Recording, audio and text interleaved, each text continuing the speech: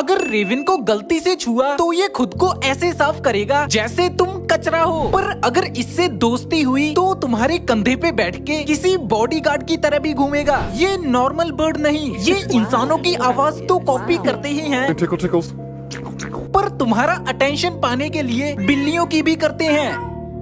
इनका दिमाग देख के डर लगता है। खुद नल खोलकर पानी पीना या आग लगाना इनका बाएं हाथ का खेल है। अगर इन्हें खाना खिलाओ तो कभी कभी बदले में पैसे चुरा के लाके देंगे। डील बुरी नहीं है।